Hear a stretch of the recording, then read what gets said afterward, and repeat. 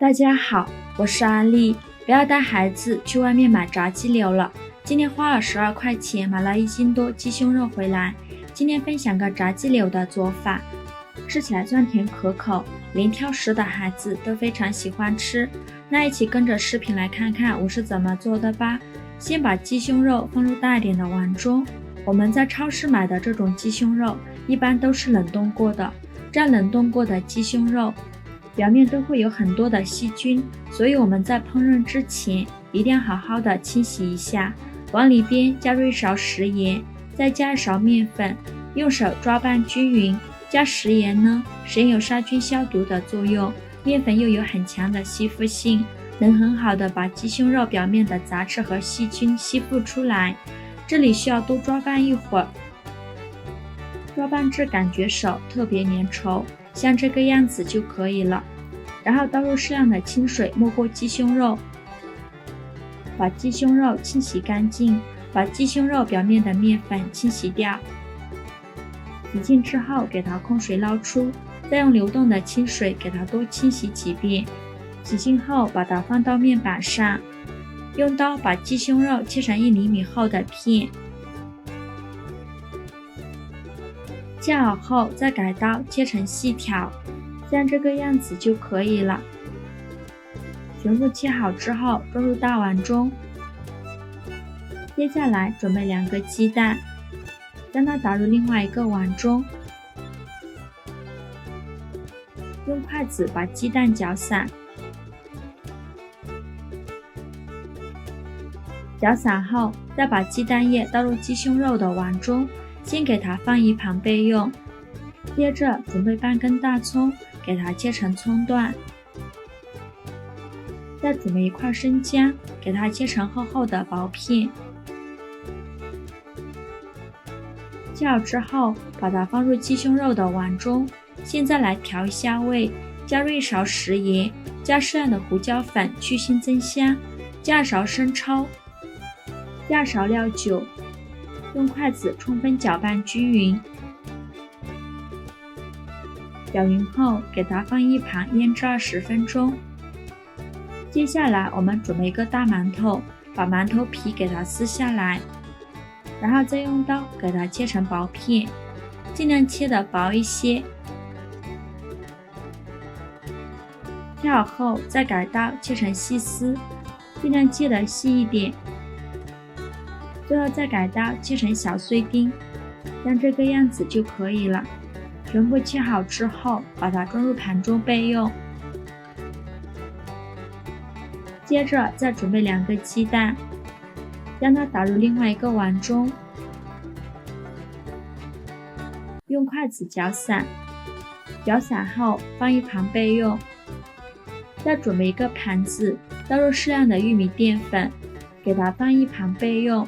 我们的鸡胸肉腌得差不多了，用筷子搅拌一下，然后取1块鸡胸肉，把它放入淀粉中，给它均匀的裹上一层淀粉，